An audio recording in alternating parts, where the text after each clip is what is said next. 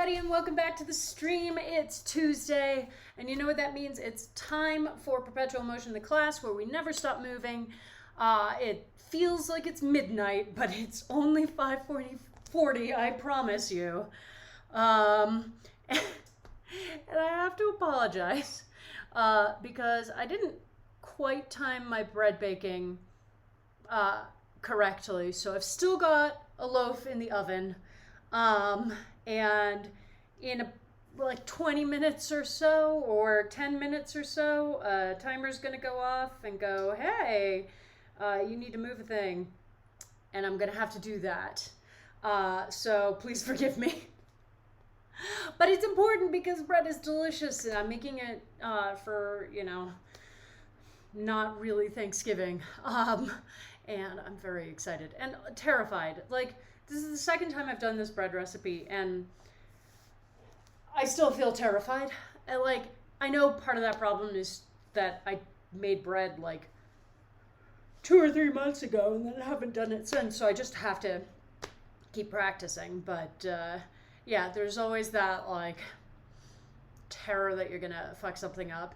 But then I have to keep reminding myself, because everybody's, in the modern era, we're really intense about baking, or it's much more chemistry than other forms of cooking, and you really have to make sure everything's perfectly measured and perfectly temperatured and all of this stuff. And what I keep reminding myself is that humans have been making bread for centuries without fancy thermometers and timers and all of that stuff, and bread's been coming out just fine. So my bread, more likely than not, will come out just fine. I have taken one loaf out and it looks really delicious, so I think it's going to be okay. But more practice is a good thing. Practice makes better, as we like to say. Hi!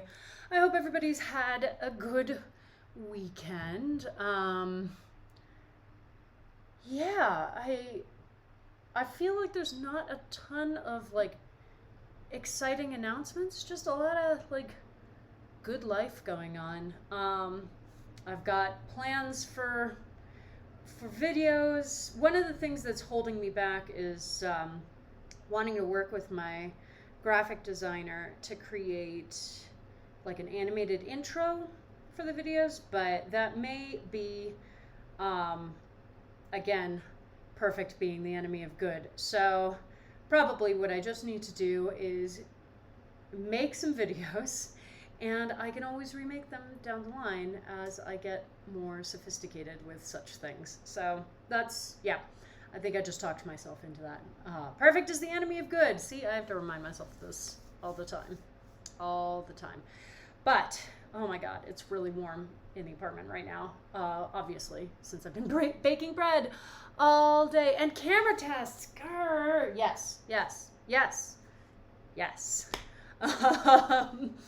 Yeah, so see, a lot of things that I have to do, all good things, just not thrilling announce on stream things, which is fine.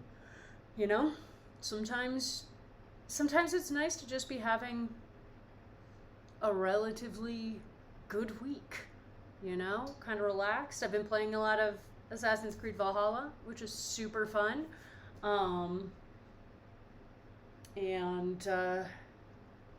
Yeah, it's been a good week so far, and I hope it has been for you as well. So it's Perpetual Motion Day. Oh man, it's our favorite. For anybody who is new to Perpetual Motion, this is the class where we don't stop moving, and we mean that literally. So usually in the rest of my classes, we would do a workout timer, a tabata, or a perpetual motion set, or an AMRAP, or something like that. And then the ending horn would go off, and we'd go, cool, it's time to rest. Stand around, have some water, rest. Today, I don't know why I keep smacking my knees. These babies can hold so much exercise. I don't know. Perpetual motion class means that when we get to the end of a timer, instead of just stopping all activity, we go into an active rest exercise. In this case, we use cross jacks. And we do that up until the next timer and the next set starts. And so basically, once we begin the warm-up, we don't stop moving for the rest of the hour. So I like to call it the half marathon of HIIT classes. Yeah, so that's what the class is like. So keep in mind, you'll have to be very deliberate about how you parcel your energy for class, making sure that you're not running through all of your energy stores in the first 20 minutes and then going, well, crap, 40 more minutes to go, you say. I guess I'm not getting much done. And it's going to be fun. It's going to be fun. I'm looking forward to this class. This is, there's going to be a particular focal point to class that I'm excited about. All right, my friends. Well, before I get closer to having to pull this loaf out of the oven, let's at least get the warm-up going. There we go. I found the word. I got distracted by a leaf that looked like a turd, and I was very confused because I don't have a pet. I'm having a weird evening, my friends. I haven't really gone outside. It was snowing this morning, though, which was absolutely gorgeous. Nice to have a little bit of a wintry day, and nice to spend the day baking. Really is an all-day process. I figure I'll keep practicing this style loaf until I feel confident enough with it that I can move on to other styles. All right, pre-class checklist, my friends. Let's move right along. All right, so everybody has their water in whatever vessel. Could be a water bottle, could be a giant mason jar like I have. Everybody's got their comfy clothes on, their mat or mat-sized space on the floor, and if you are using a fitness wearable, go ahead and turn it on now to high-intensity interval training. And let's get started. Yeah! Okay, so we are going to start with our usual warm-up. That's not my timer app. Here we go. So everybody, I know what I forgot. You know those moments where you're like, I remembered everything on my list except for one thing. There we go. All right. On your backs, on your mats, 1 foot crossed over the opposite knee. As soon as that timer goes off, we will begin with our hip rocks and bridges. Ooh, that was loud. All right. So kicking off hip rocks and bridges.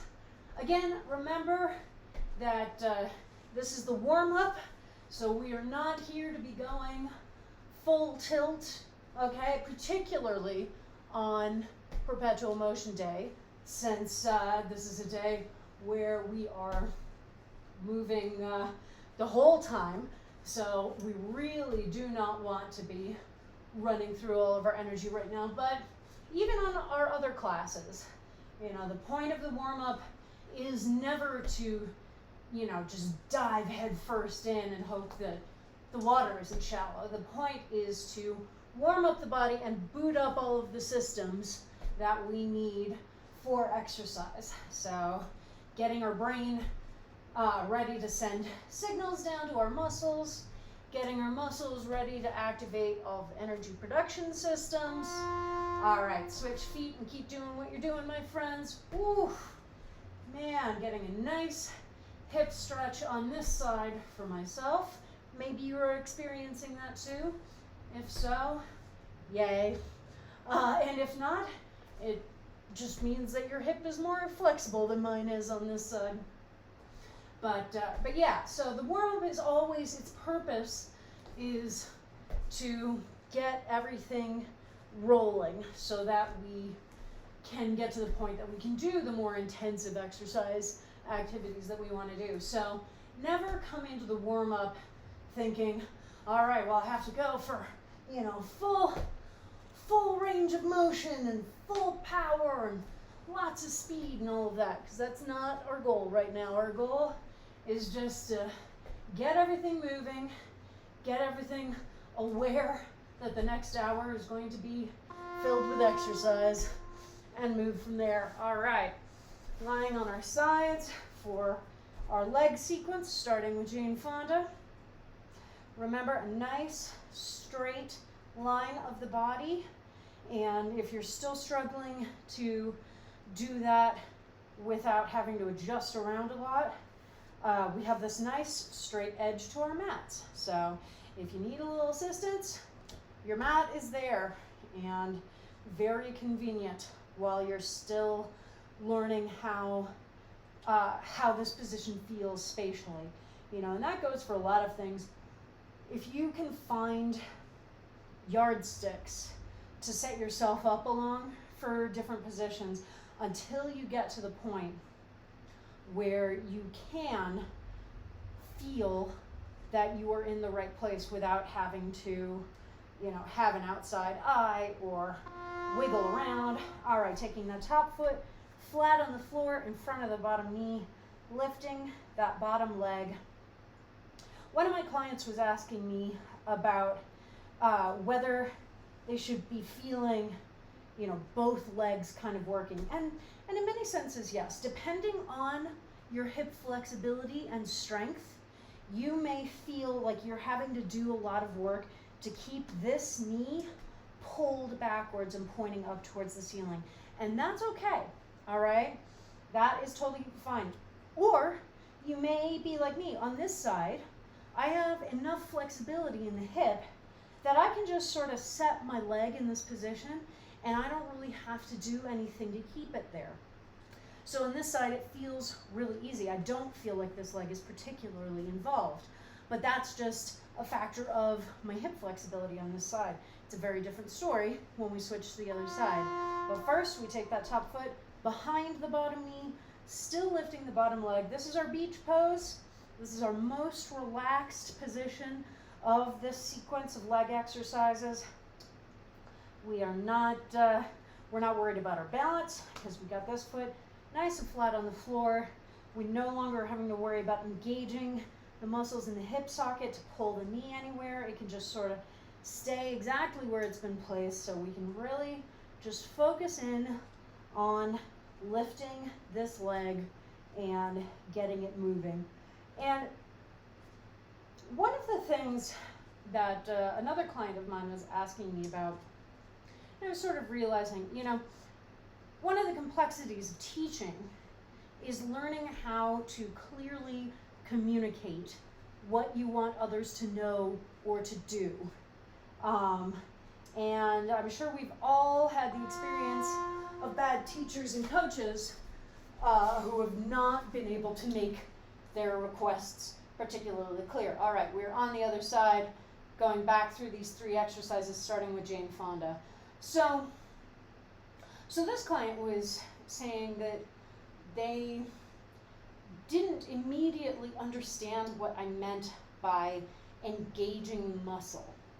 And I realized that, well, yeah, I guess that's a word that made it into my lexicon because I've been, you know, very active, and I've been a dancer, and I've been a fitness instructor for long enough that it's something that I understand. But if you're just coming into class for the first time in a long time, maybe it's been a while, maybe you never had you know, particularly intensive exercise program before, and that may not be a term that you're used to thinking about. So when I talk about engaging the muscle, oh my God, 2 seconds, I'm gonna keep, all right, you've got the foot in front of the bottom knee, you're lifting the bottom leg. I will continue the story as soon as I've moved my bread. Look, these are the important things.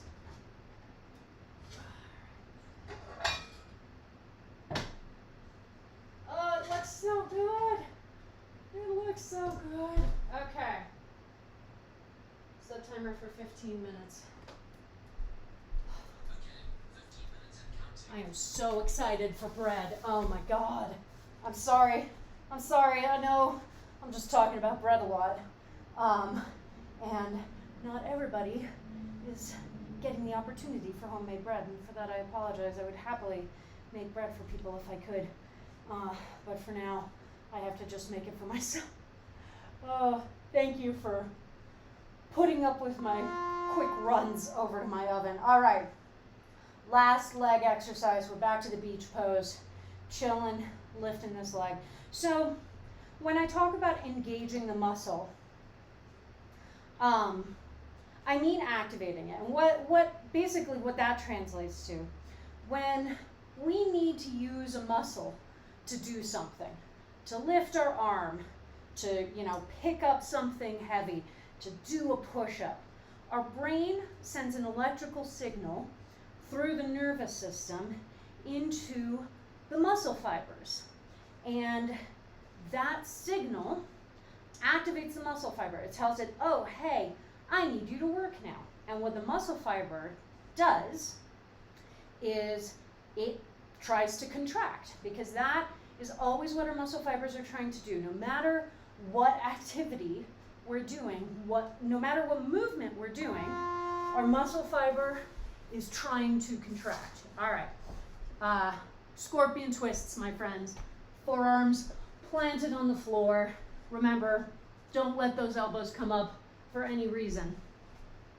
And so basically that feeling is the feeling of the muscle activating. It's starting to try to contract.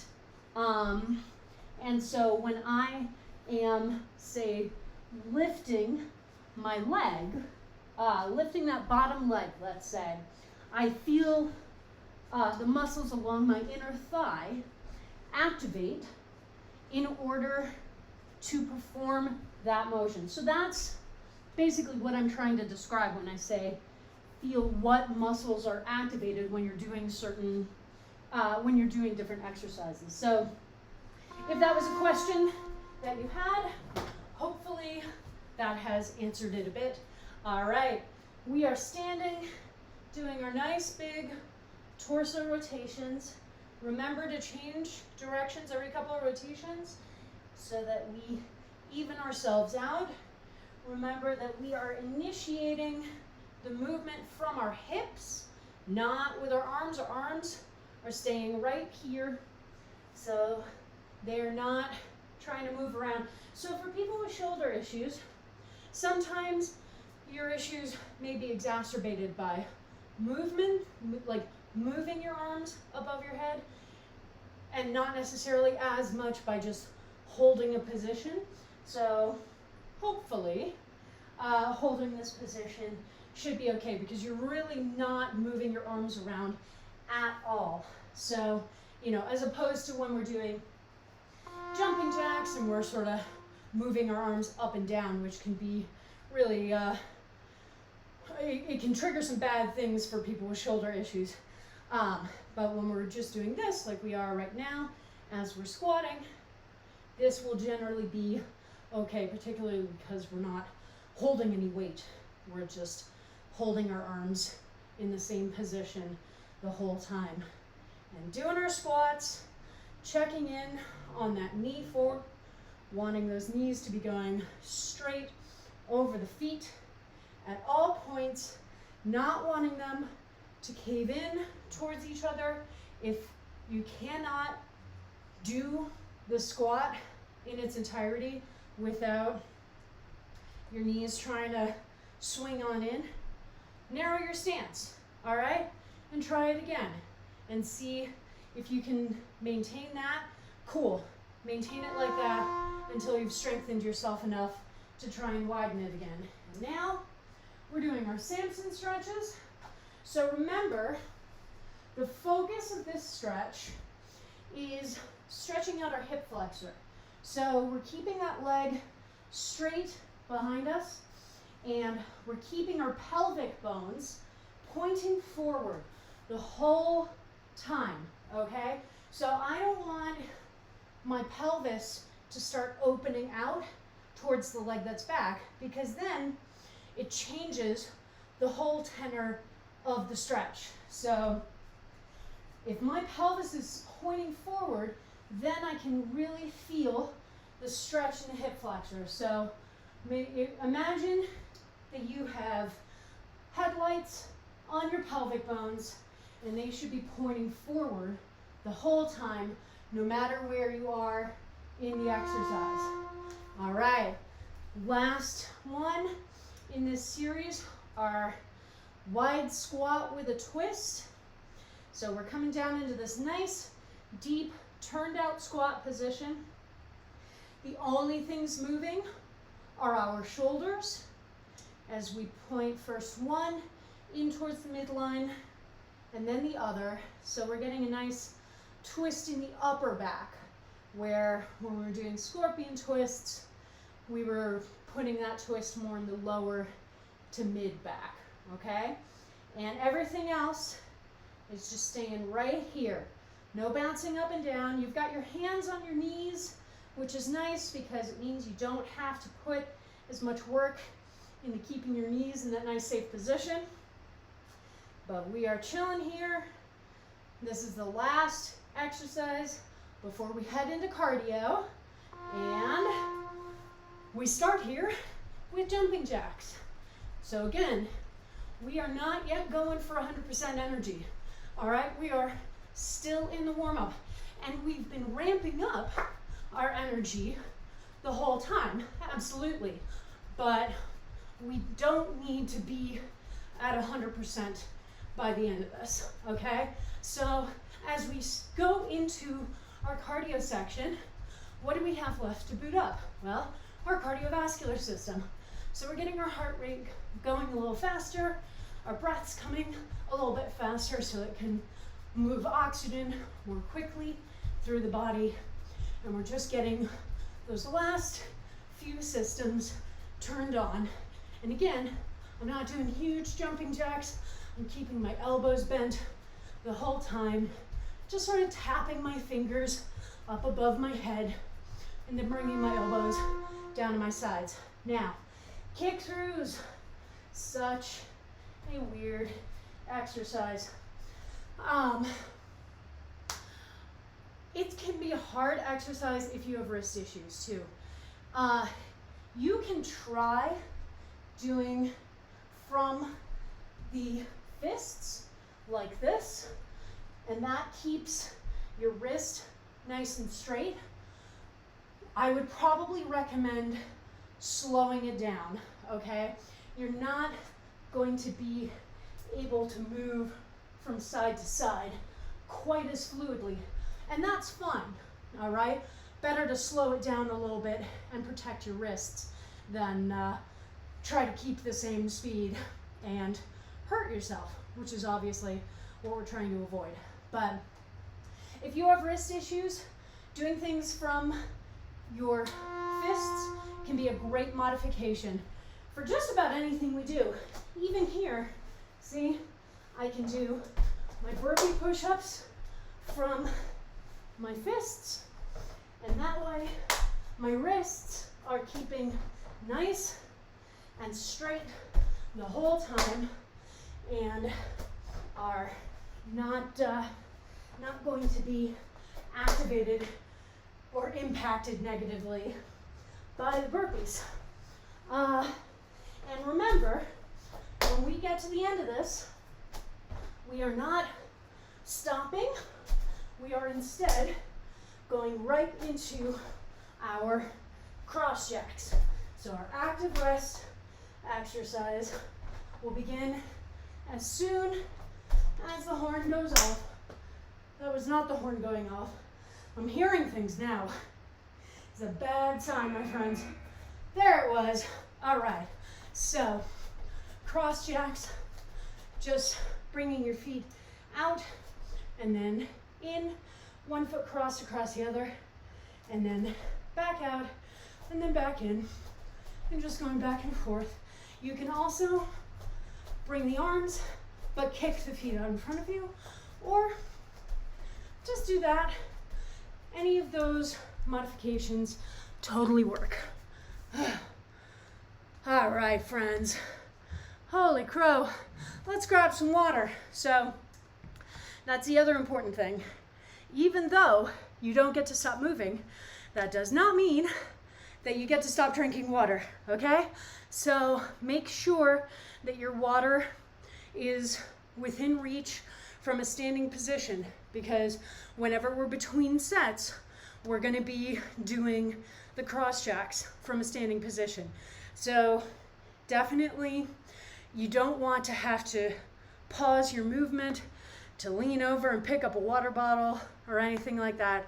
So just keep it easily to hand, and you might have to be a little more careful when you drink out of it, but if you've run, a half marathon before, you know how to awkwardly drink liquids while you're still moving.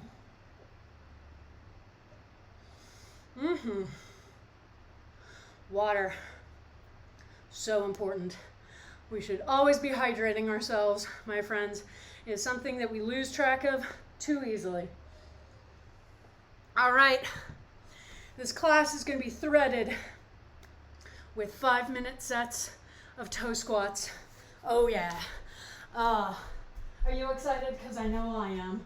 So, we take our hip width position with our feet, and then I'll show you from the side, because we're going to keep our backs as straight up and down as possible. Start squatting down till I get to the point where I can't go any farther, so my Achilles gets in the way, and I just let my heels come up. Come all the way down, and then my heels naturally come down as I stand. So down, up, just like that. Remember to control the motion the whole way, okay? So we don't ever want gravity to take over. So make sure that you're not getting down to the bottom and then like bouncing around. It's really bad for your knees. So even if I'm going quickly, you can see that I'm still in control of the movement the whole time, okay? All right, my friends. So cross-check over to your mats. And as soon as you hear the horn go, we will begin our toe squats, okay? So there it is, and we're off. So normally, when we do toe squats, I give you the option of taking rests. You can take rests if you need to, but they have to be active rests. So if I'm going along and I'm like, okay, I could really use a rest right now, you have to move, cross-jack, one of those, okay? You don't get to just stand and rest, all right? So keep that in mind. It's all active rests all the way down. And if you are taking rests, then you want to make sure, again, the other thing that I always have you do is make sure that you're doing the same number of reps between each rest. So if you do 20 reps and then you're like, okay, I'm going to take an active rest, then when you start again, you're doing 20 reps again. If you get to 50 reps and then you're like, okay, I need a bit of a rest, awesome. Now you're doing 50 reps each time. So just keep that in mind as you're deciding whether to rest, when to rest, and just keeping in mind that, as with everything else that we're doing today, our rests are active.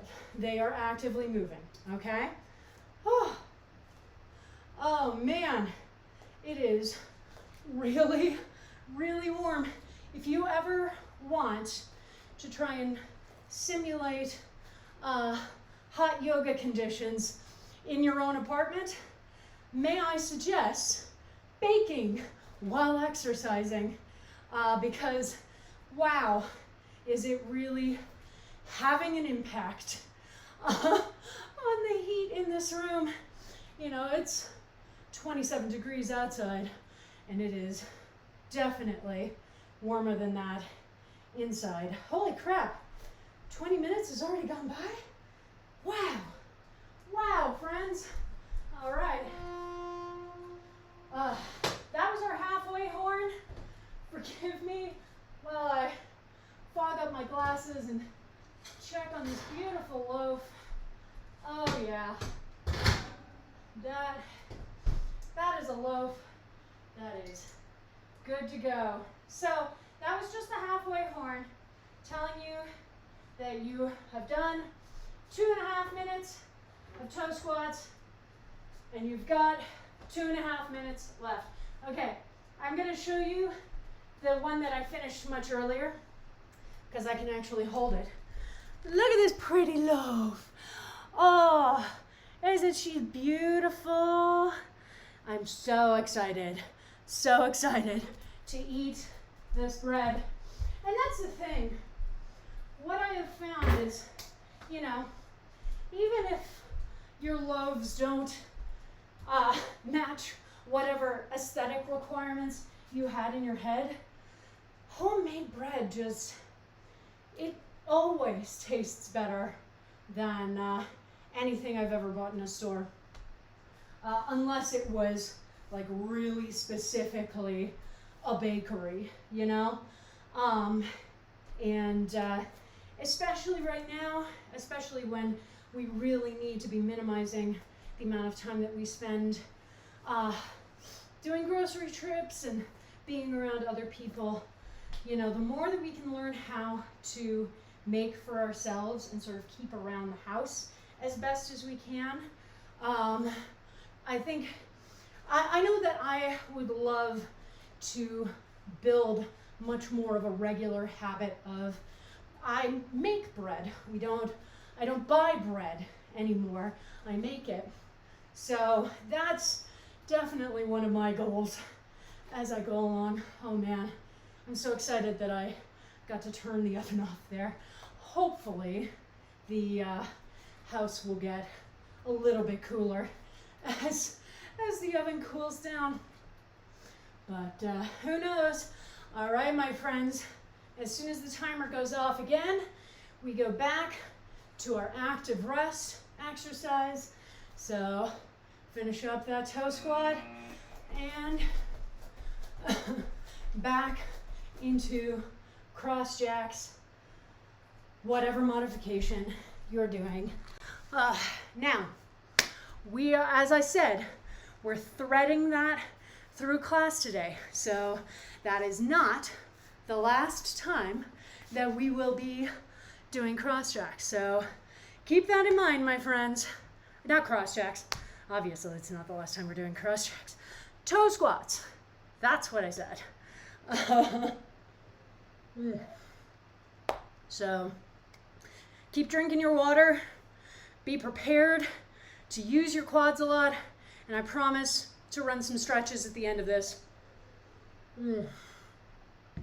Okay. So we're going to intersperse with perpetual motion sets, 45-second work intervals, okay? And our first one is 3 exercises, but technically only 2. Just one of the exercises. First we do one side, then we do the other. We're going to start with full body pike extensions. So starting from this pike position, you're balanced on your tailbone, legs up, shins parallel with the ground, core engaged, and we are going to extend arms and legs out as far as we can, and then pull back up, using in particular your lower abdominals to pull you back into that pike, down and up and down and up, okay? And then the other exercise is penchés. So we will step forward on one foot, and we will slowly tip over. So basically creating a tabletop position from the top of my head to the tip of my toe. And then slowly standing.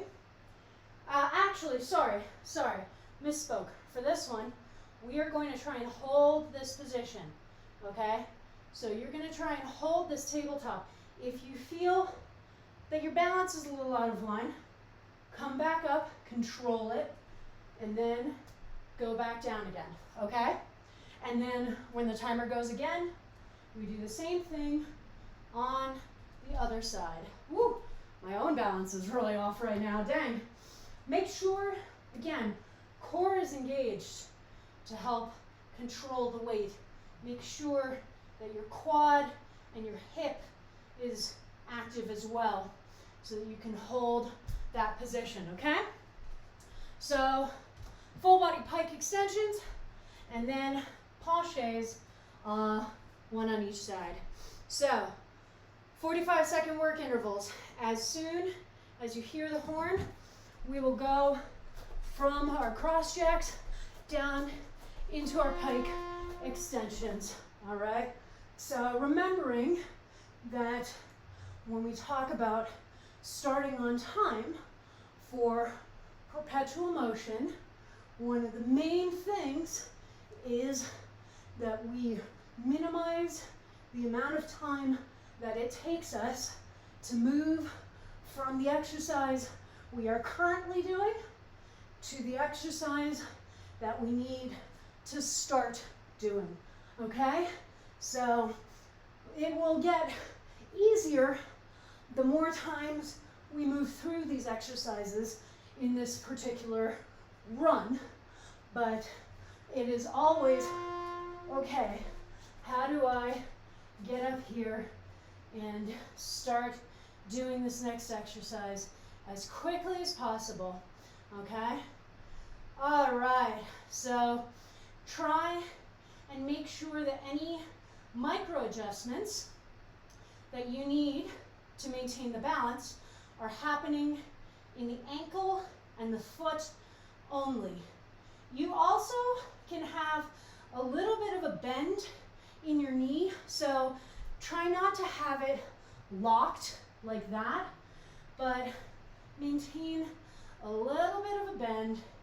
That's just going to be a slightly safer position to hold that knee in, okay? And then remembering that if we're feeling really off balance and like we're not going to be able to hold it, just come back up and go back down, okay? Just want to control the motion, the movement as much as we can, all right?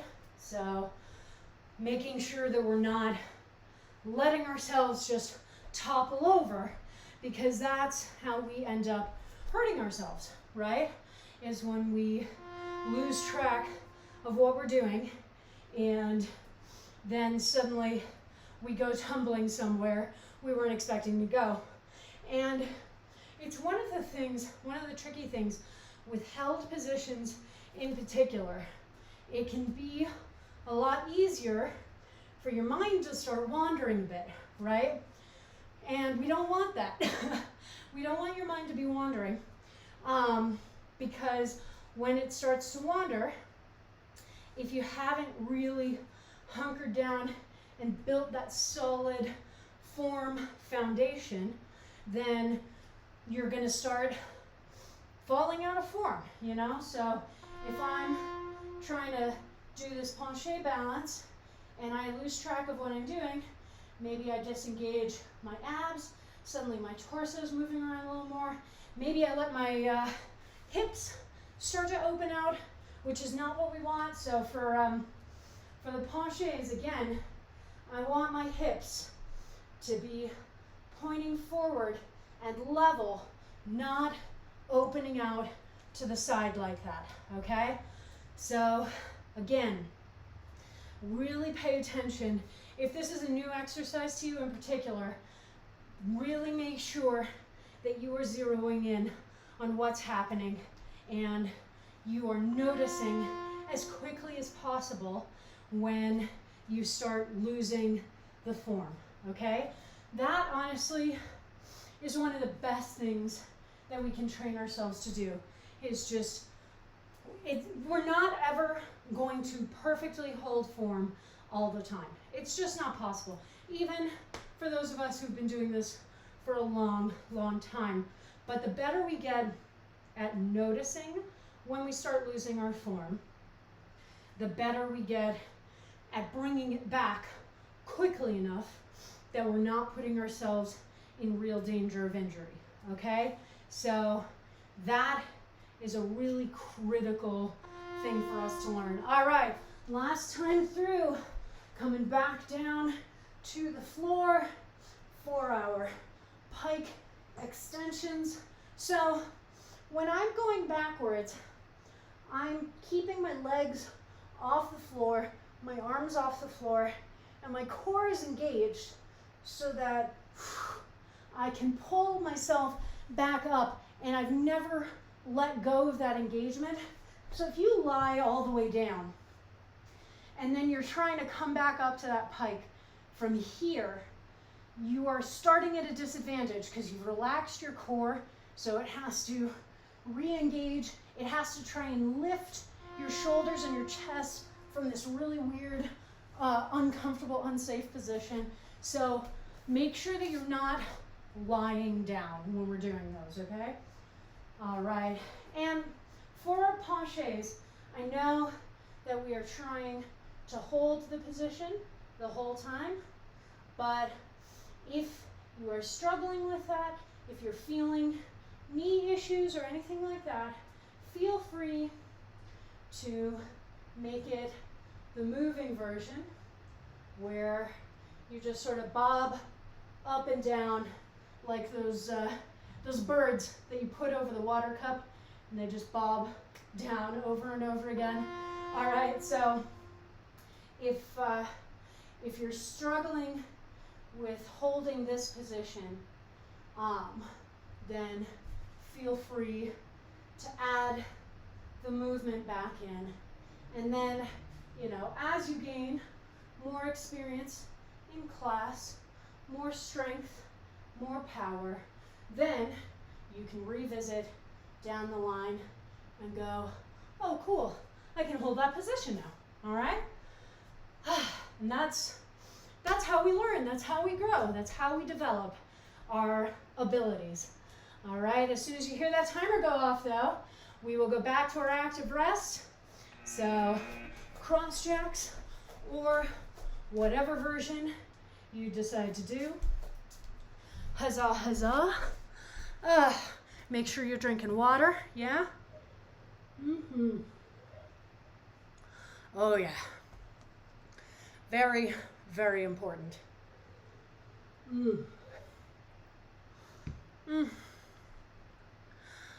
Oh, my friends. Winter is an interesting time. I love snowy days so much. Today was absolutely gorgeous, and just, I always feel calm on a snowy day. But the early arrival of nighttime is really hard.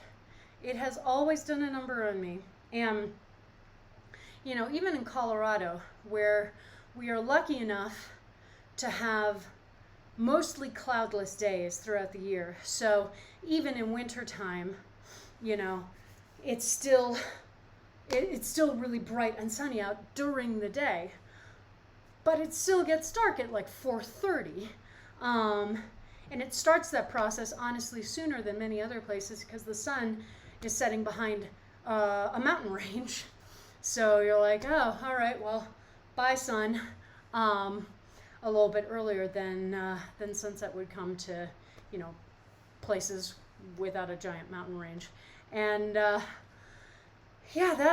still has an impact. It really does. I've been thinking about testing out one of those like winter light boxes that are supposed to help simulate sunlight for you so that you can combat seasonal affective disorder. So I've been thinking about those. We'll see.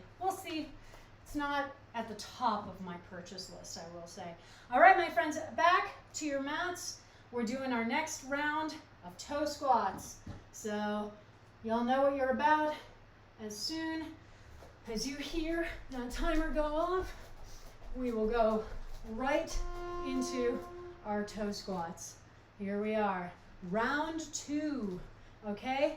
And still keeping in mind that you have to be moving the whole time. So even if you take a break, it has to be an active break.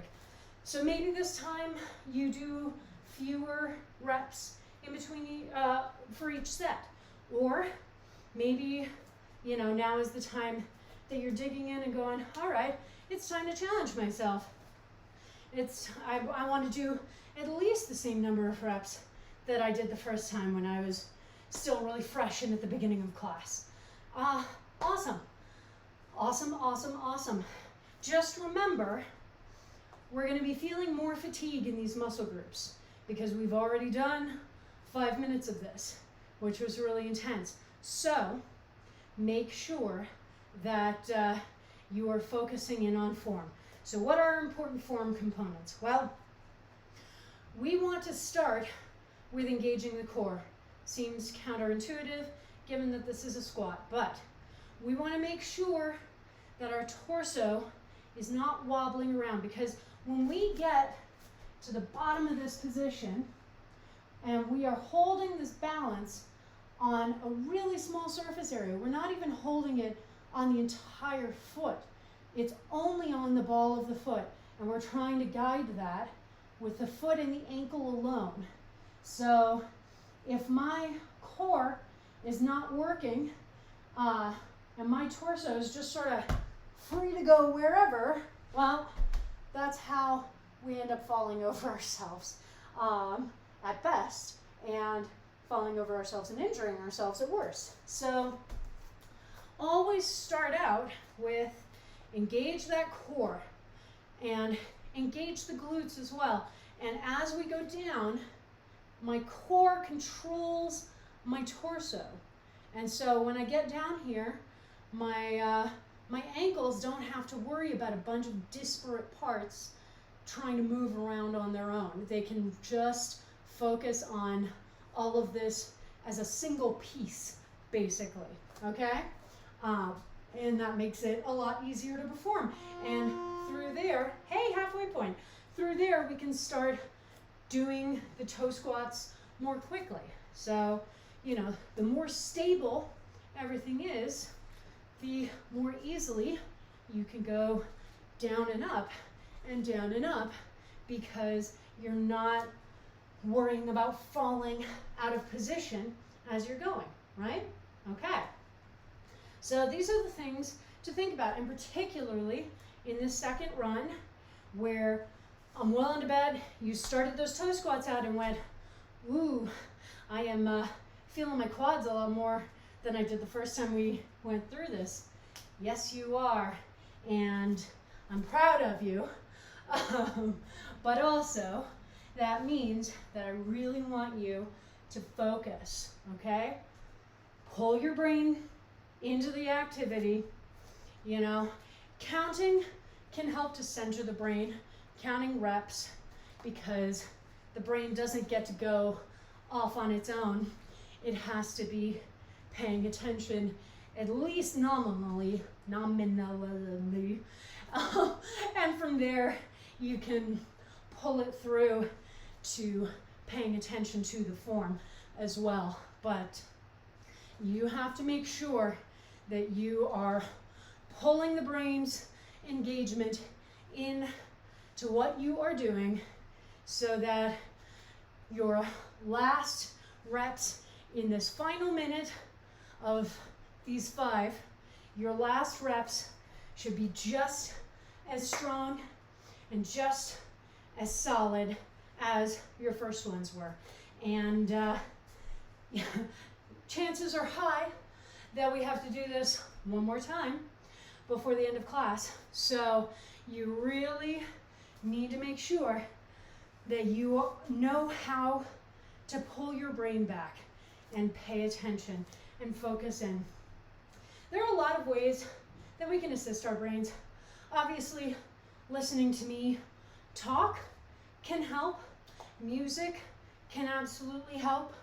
You know, they're just finding the different tools that can help you to focus your brains in.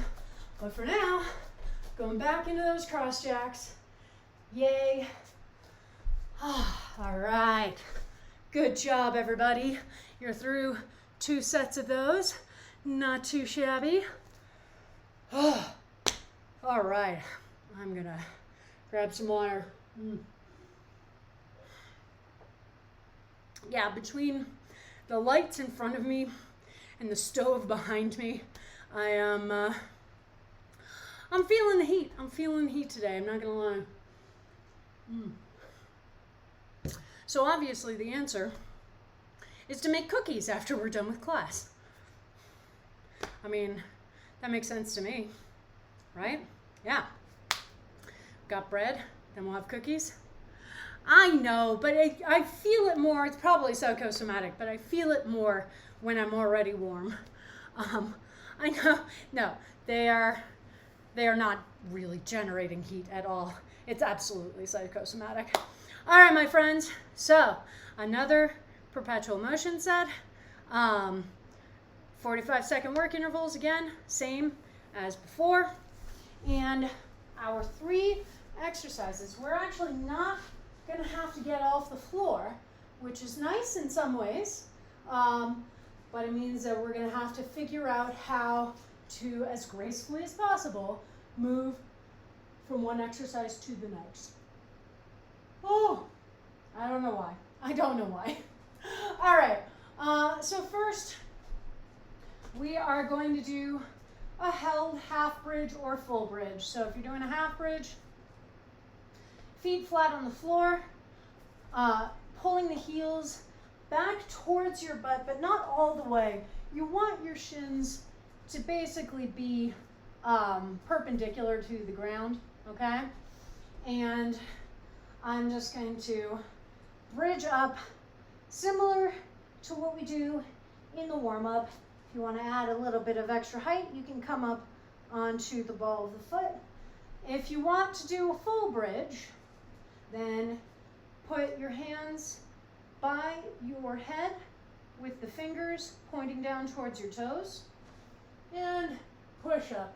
Just remember that you will have to hold this bridge for the entire 45 seconds before you can lower and go to the next thing. The next thing being a front plank from the elbows.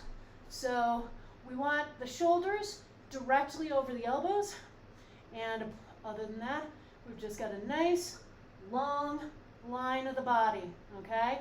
No butt going up into the air. We're keeping a nice straight line.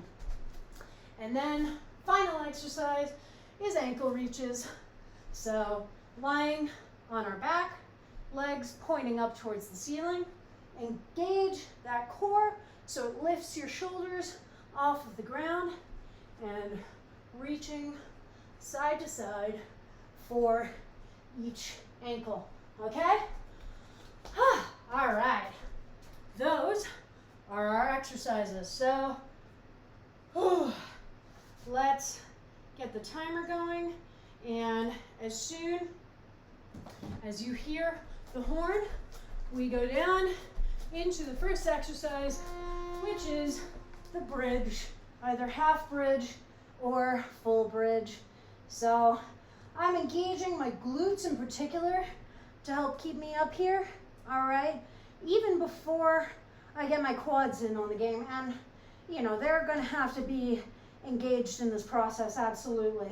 But try to focus the hold from the glutes.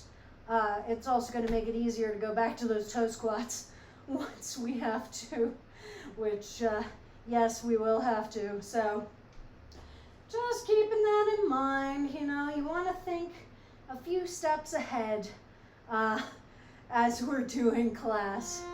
All right, and now into our front plank. Okay, so we've got our shoulders directly over our elbows, creating that nice perpendicular line between the upper arm and the floor. And we are holding here. Make sure that you are breathing, okay? You do not want to be holding your breath during this because your muscles are working really hard. Just because we're not moving does not mean that they are not working, okay? They are engaged. It's an isometric muscle action, okay? So Concentric is contracting. Eccentric is lengthening. When we plank, we are engaging the muscles, but they're not able to do either a contraction or a lengthening action, basically. So engaging without moving, essentially. All right, here we are doing our ankle reaches. Make sure that you are generating movement from contracting your abs, okay? So for this, we're getting a little bit of the obliques because we're going from side to side. We're getting a lot of engagement in the abdominals as well. And you just want to make sure that you're not trying to compensate for a weak core by pulling yourself forward with your hands or your neck or anything like that. All right? Well, you are in your second time through, so I believe you're on, yes, you're on that held bridge position right now. And again, this is another held position, so you still need to remind yourself to be breathing, okay? It's really easy for us to convince ourselves that we should stop breathing when we do held positions, because the act of breathing is a movement, and that can absolutely sort of throw our positioning out of whack if we let it. But our muscles still need that oxygen. They need that oxygen to be breaking down their energy sources so that they can be continuing to do everything we're asking of them. So you need to make sure that you teach yourself how to breathe while holding a position, okay? One of the things that can be helpful for that is doing some visualization exercises. So held positions tend to have at least one muscle group that feels really intense sensation because it's working really hard to hold you in that position. So try visualizing every time you inhale the oxygen and the air going to that muscle group, and then when you exhale, visualize exhaling that uncomfortable sensation out of your body. It may feel a little weird at first, but visualization can be a really powerful tool for all of this work that we're doing, because so much of what we are doing relies on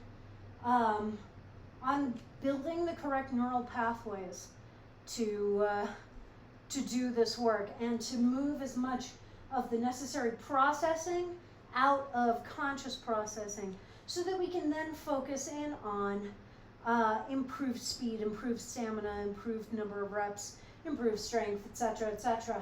So visualizing what you want to do is a really powerful tool and can absolutely help you to push through the various plateaus that we end up in. And we all end up in those plateaus, absolutely. I do all the time, let me tell you. And they can be really frustrating. So, and visualization can be a really awesome tool to help move us forward, okay? So just keeping an eye on all of the tools that we have at our disposal, that we have in our toolbox of movement, so that we can reach for them when we're given a new exercise, or when we are looking for a modification. You know, maybe we have an injury state that's flaring up and we need to modify.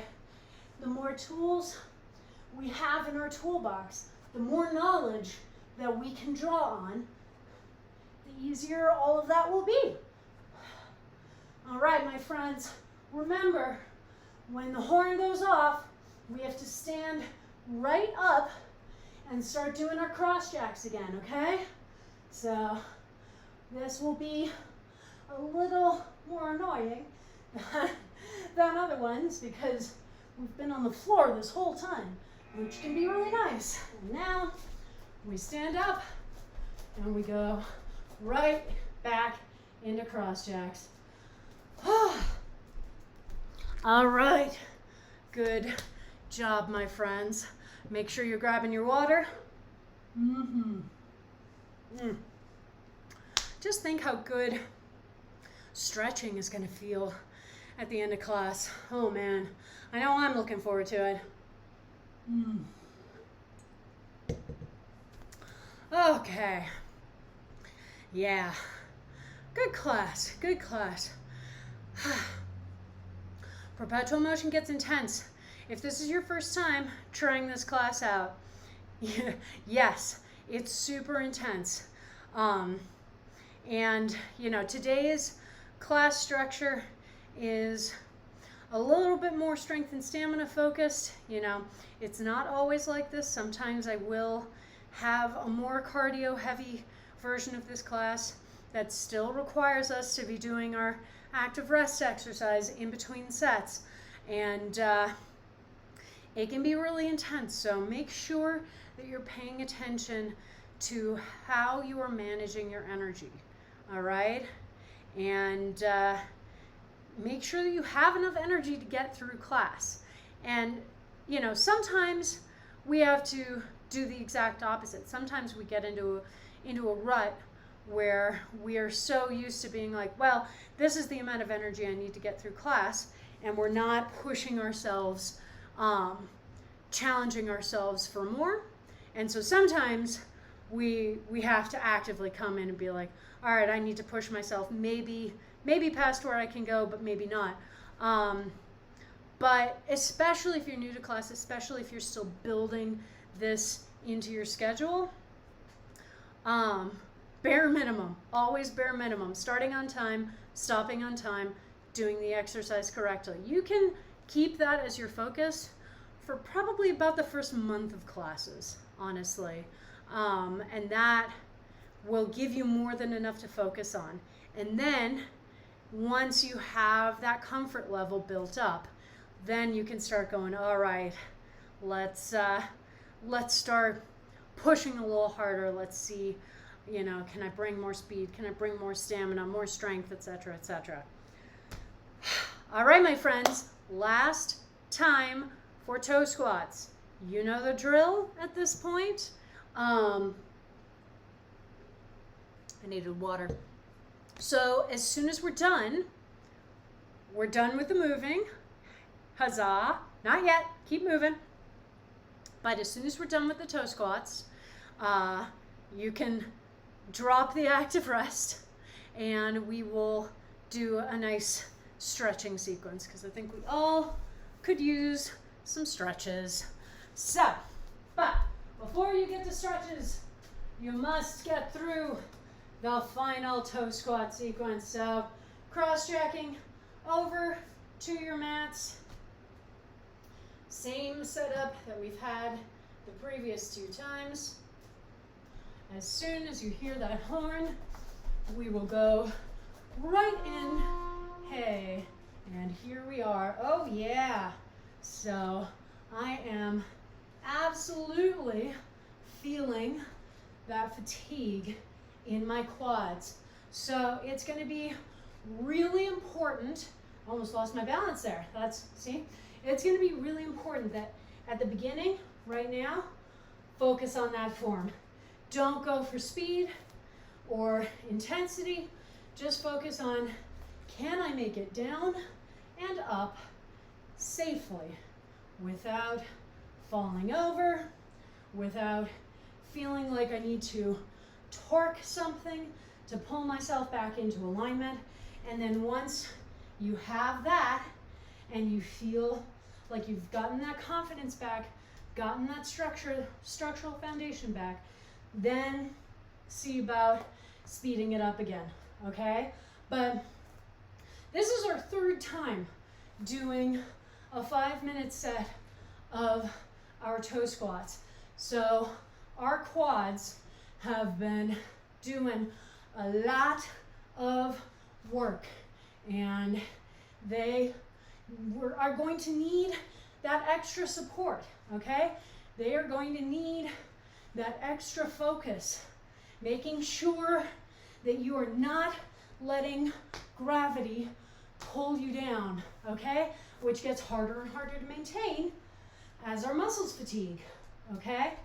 But it is super important that we focus in on that now more than ever, okay?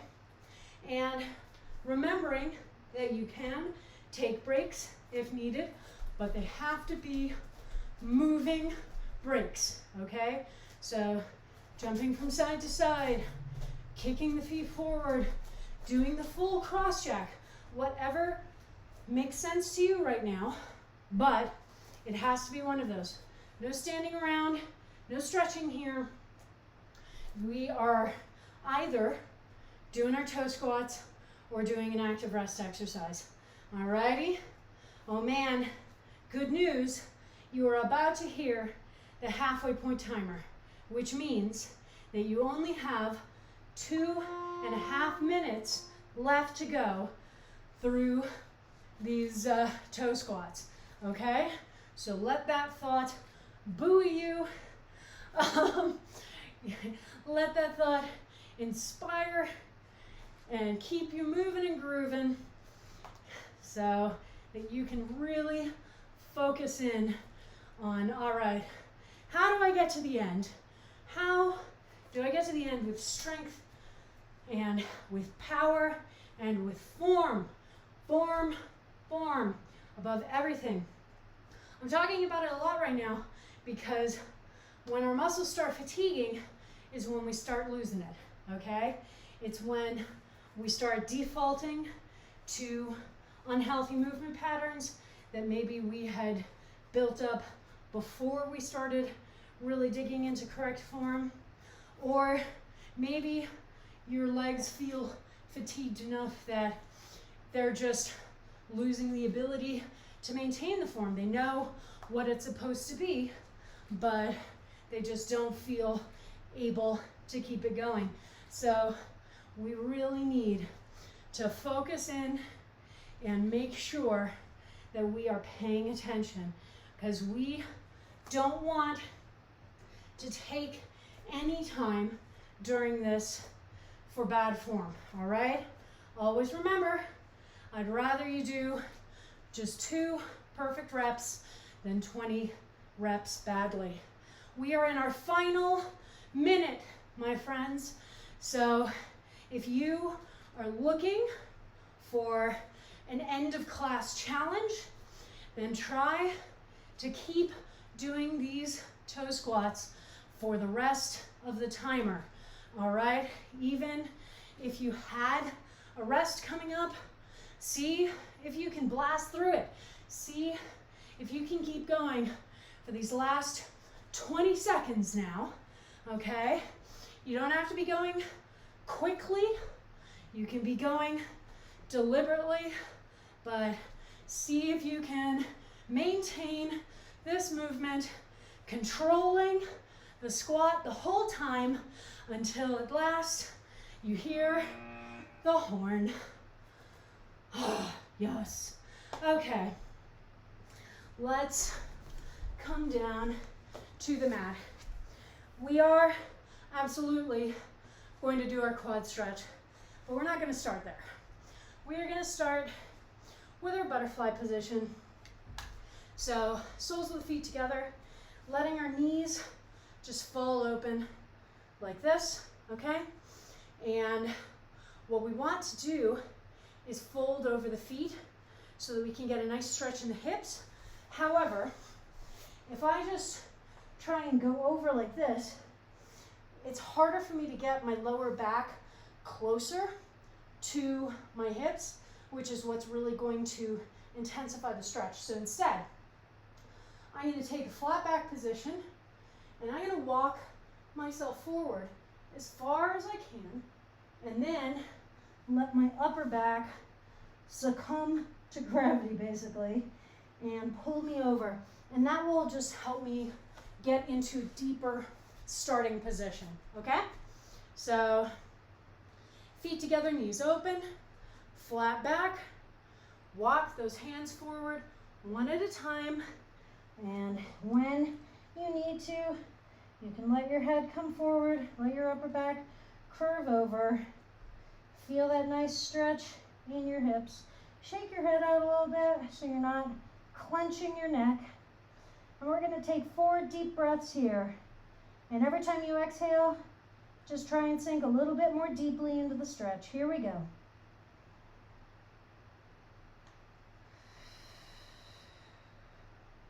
That's 1.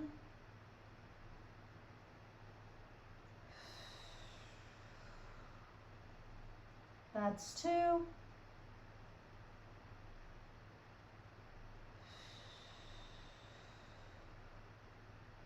That's 3.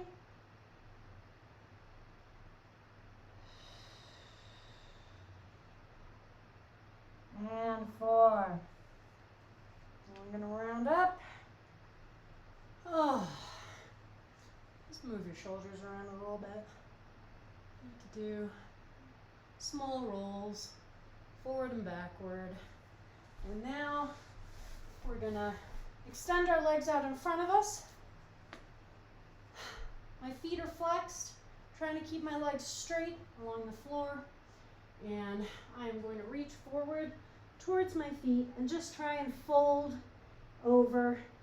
Again, I want to feel the stretch in my hamstrings. So really try to keep your knees as close to the floor as possible, okay? Rather than letting them bend up like that. If you have like a foam roller, you can put it on top of your legs, sort of lean over that, and that can help push them down, right? And if you don't, you're just gonna have to try and do it yourself. But when you get into that folded position, just take a hand to your quad and shake it around a bit, just to make sure that you're not clenching. Again, we're not trying to activate the quadriceps, okay? So you are in your nice folded over position, feeling a lot of stretch in the hamstrings and going down, all the way down. So let's take 4 deep breaths here. Here we go.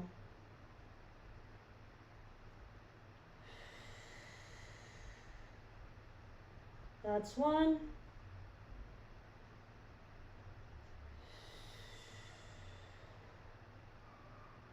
That's 2.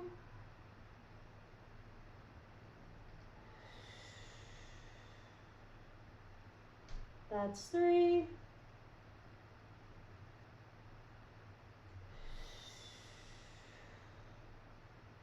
And 4. Round up. Oh, all right. And yeah, let's do our quad stretch. So the leg that's working, we fold that leg so that the heel is back on the outside of my hip and pulled in as close to my hip as possible. For the other leg, let me show you from the front. My other leg, I'm just letting the knee fall over to one side. This foot just chilling by this knee. And this is just gonna lie here. It's really not involved in the process at all, okay? For the leg that is working, that is being stretched, we wanna make sure that the knee stays on the floor. So if, as you're getting into the stretch, you reach a place where you're like, oh, I feel like I'm gonna have to pull my knee off the floor to keep going, then you've gone as far as you can go currently, okay?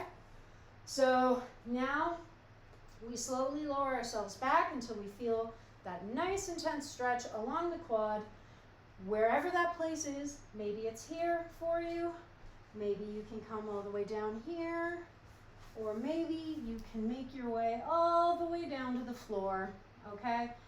Slowly, so that you're not activating the quad and it's not trying to contract. And get yourself nice and settled into the position. And we are going to take our 4 deep breaths here.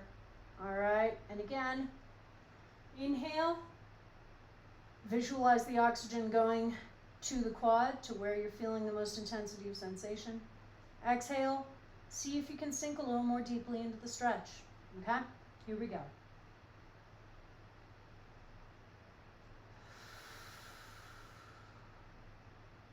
That's 1.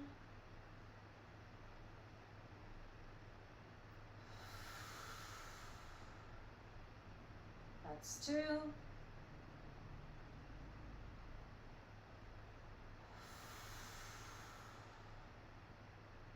That's 3.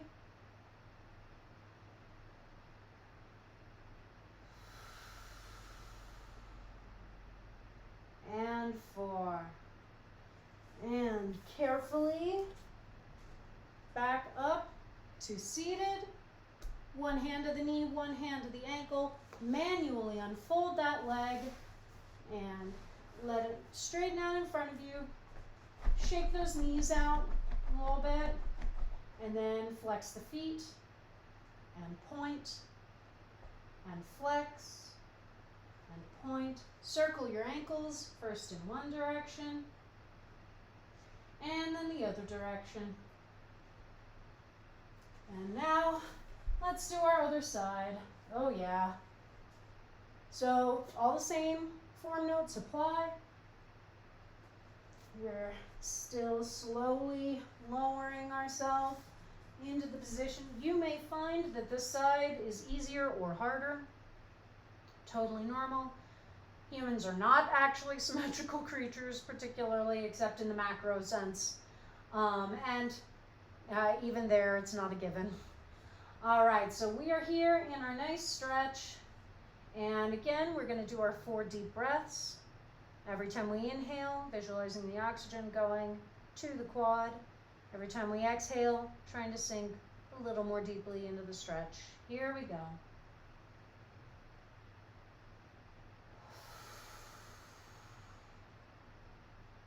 That's 1.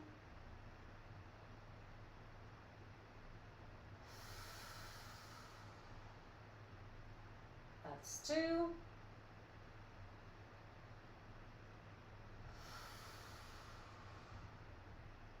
That's 3.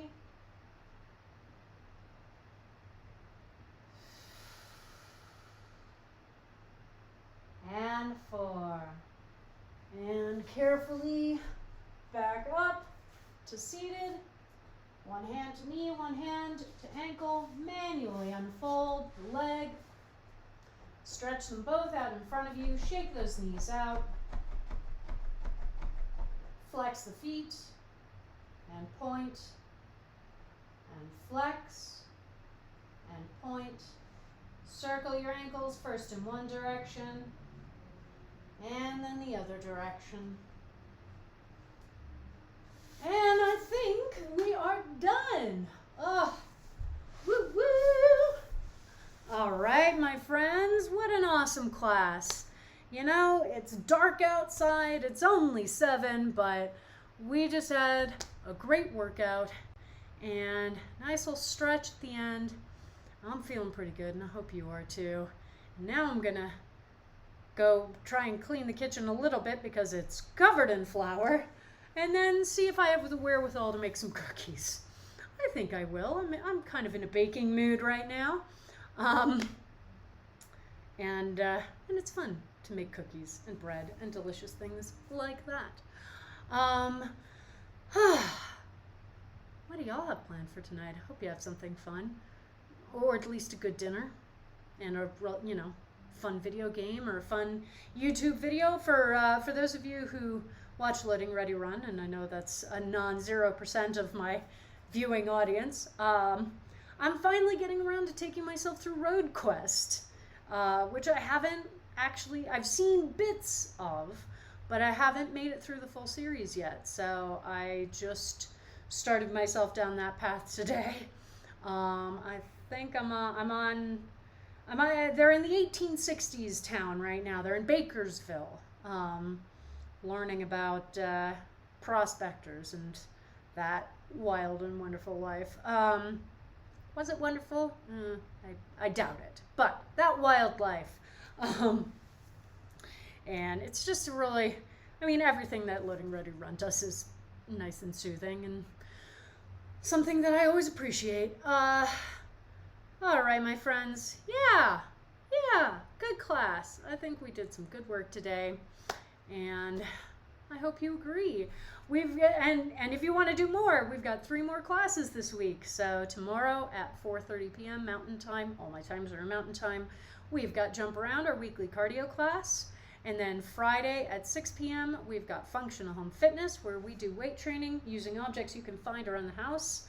And then Saturday morning at 9 a.m., we have the weekend kickoff, which is our awesome strength and stamina focused body weight class. So good times, fun exercise, lots of intense work. That's going to be really enjoyable. I'm looking forward to it, and I hope you are as well. You can follow me on Facebook, Twitter, and Instagram. All those handles are in my end cards, but they're all variations on Blanche Case Fitness. My YouTube channel, which is also Blanche Case Fitness, is where I upload all the VODs from these classes and where a lot of other content's going to be going up over the next few months, so definitely head over there and subscribe. If you want to help support me financially in making these streams, I do have a coffee account, Blanche Case Fitness. Donations are always very much appreciated. And if you want to help me keep growing this community, then please do follow the channel, tell your friends, loved ones, colleagues, anybody looking for a good class. We are at 48 followers right now. I need to get to 50. And then I just have one more metric to hit before I'm eligible for Twitch affiliate, which would be super exciting. And is something that would really help to push the channel forward. So yeah, join me on this wild and wacky adventure, my friends, because I don't know where it's going, but I'm having a lot of fun getting there. All right, my loves, go shower, have a good dinner, drink all of your water, and I will see some of you back here tomorrow. Mwah. Have a great night.